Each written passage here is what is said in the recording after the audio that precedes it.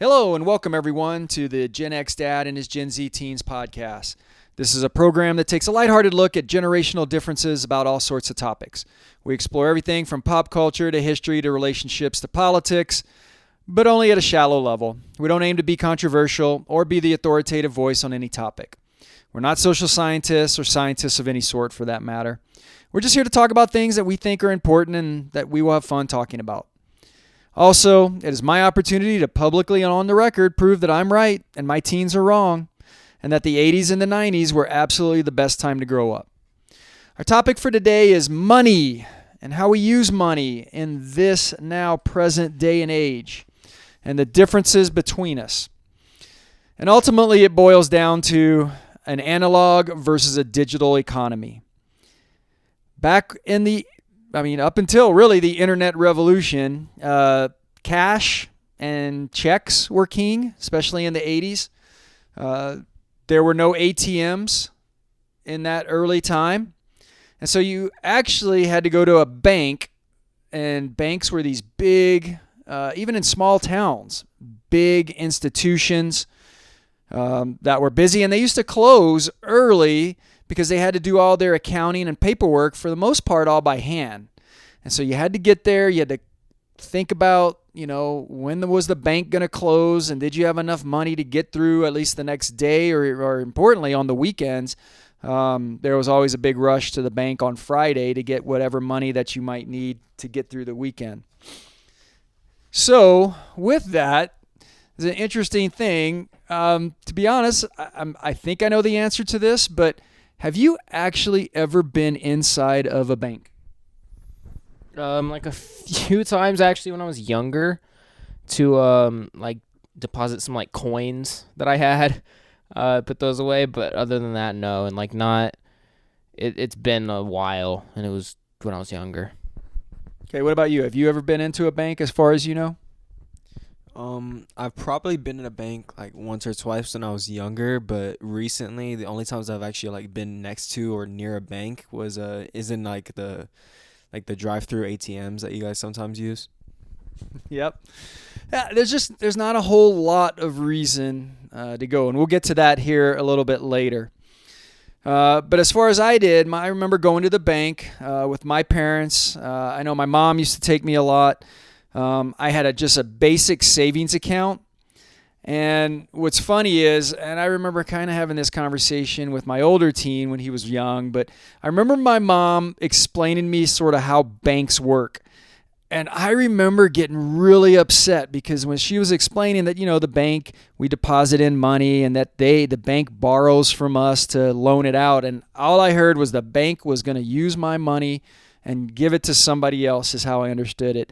And that really upset me. And I remember for my older teen, you had the same reaction. It really took a while, that concept of, that a bank is going to use your money, even if they are going to pay you back. It's just the whole thought of, wait, that's my money. Why are they giving it to somebody else? And I just remember getting really upset. And I got to think that out there I'm not unique with that, especially being a younger child. But back to it, before the internet, you also had to get pretty good at balancing your checkbook, is basically where most of us kept track of our money. Again, there was no internet. There was no way to electronically do it, so people had to come up with ways. Otherwise, you could get yourself in trouble by overdrafting your checking account. Speaking of checking accounts and checks, first off, I know you guys have seen checks, but have you ever written a check? And to be honest, actually, do you even have checks with your checking account that you know of? No, I don't have a personal checkbook or anything like that, and I've never written a check. I've cashed in checks a few times, but yeah, I've never had the need to write a check for anything. Yeah. What about you? Kind of the same. I remember just kind of signing off checks and depositing them through my phone online. That's it. Yeah. Actually, we probably should get you guys a checkbook just to have it in case you ever do need it. Because there's not many cases, but there are occasional cases where you will find out where a check might be helpful. But yeah, checks used to live with checks. It was checks or cash. Credit cards were not super widely available, and especially as a kids, you didn't have access to credit cards. But even adults, not a lot of adults necessarily had credit cards. That was something that really took off in the 90s as credit card companies realized they could make a lot more money by handing out more credit cards. What was interesting is, and you might only see this in movies now, but how they used to run credit cards. They were not the machines, electronic machines. They used to have basically copy paper, and you'd have this thing that would imprint your number, your credit card number on it, and you'd get a receipt, and you always had to balance it, with when you eventually got your statement at the end of the month. It's pretty wild to think about now how just manual that everything was, and all the pieces of paper that we had to collect and keep track of. However, all of that changed with the internet. By the time you guys, have hit your teen years, everything has changed. Everything is fully on the internet. All banking is really online. To be honest, even my primary bank doesn't actually have any branches. What I've set you guys up with is, again, all online through the internet. Even if you wanted to go to a branch of our bank, there's no such thing. It doesn't exist. So that's one thing that has obviously changed. Smartphones and the apps have been game changers too. So with that, we'll talk a little bit, but how have you observed most kids your age using money when they have to buy something? What do they use? In most cases, a lot of people will use cash. But other than that, either Apple Pay or some sort of usually a debit card, or sometimes use like Cash App cards, which are basically the same thing as a debit. So yeah, that's kind of how it is. Obviously there's a lot of cash, and then if you're doing it electronic, it's through a debit card or like Apple Pay. Interesting. So people are carrying a lot of cash, because I'll be honest, I don't carry a lot of cash. It's just not really useful. Yeah, the only people I know that kind of use cash are people who don't have a debit card or Cash App card or Apple Pay or any like kind of other way to pay. Like that's just kind of all they have, so that's what they use. All right, that totally makes sense. All right, what about you? You're a little bit younger. What do you see your friends using? Mainly Cash App or Apple Pay. I don't usually see a lot of people using cash now, especially at my school. I just don't see cash a lot. Okay, and see, to me that makes more sense. I think everything about our economy is moving away from cash. It's just kind of cumbersome. You end up with a lot of change, which what the heck do you do with a lot of change nowadays? It's just sort of more annoying, and obviously the convenience factor of debit cards and the apps are pretty huge. Okay, again, we talked about some of the most popular apps.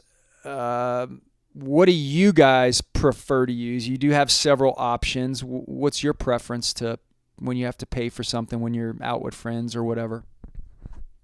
So it kind of depends on the situation. For the most part, I like using Apple Pay because it's really easy just with my phone. Most places nowadays take it. So yeah, it's just the most convenient. I can just tap my side button and Face ID, boom, paid. So yeah. Yeah, it is hard to beat that convenience. What about you? I also use Apple Pay. Yeah, it's super easy.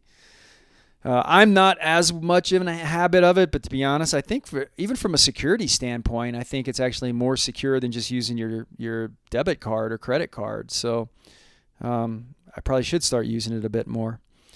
Along those lines, how aware are you of how much money you have in your checking account? So in a sense, are you regularly checking your available money?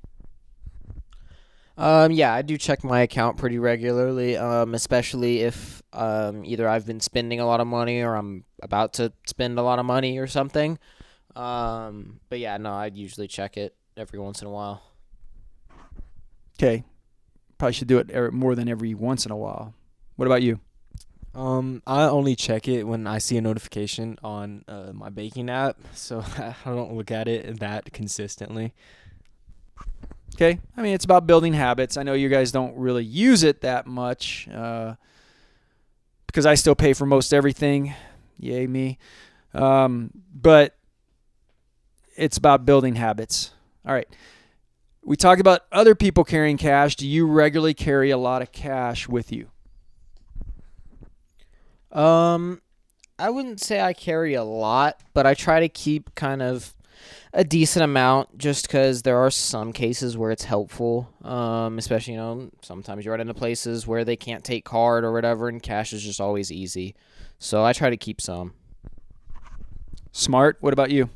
I'm kind of the same way. I don't keep a lot, but I keep enough to cover most things like food and stuff in case places don't take card. Okay. How do you think you are relative to other kids your age when it comes to financial literacy? I mean, that's been an important part of my trying to raise you.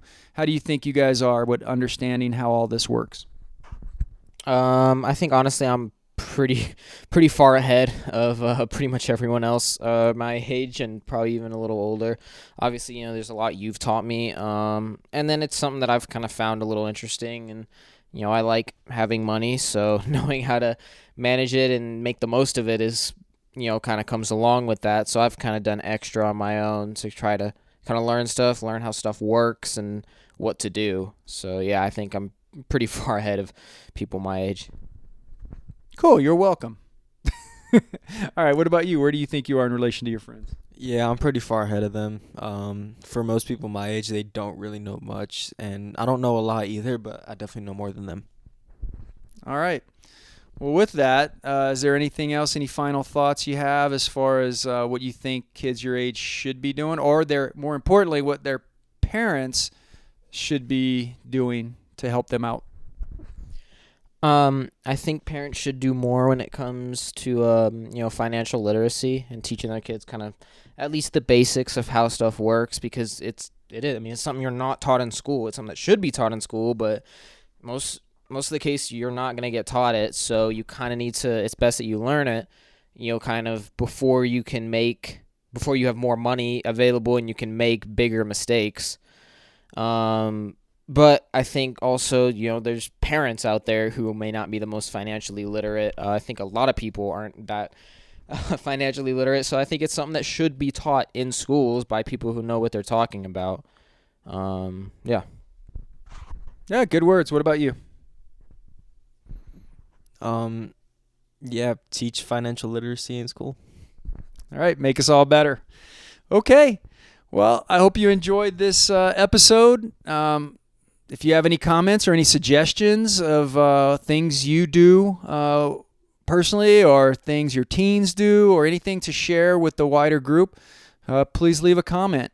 And if you like this episode, hit the like button and follow us. We have episodes that come out each week. Thank you for listening. This has been the Gen X Dad and his Gen Z teens. Bye.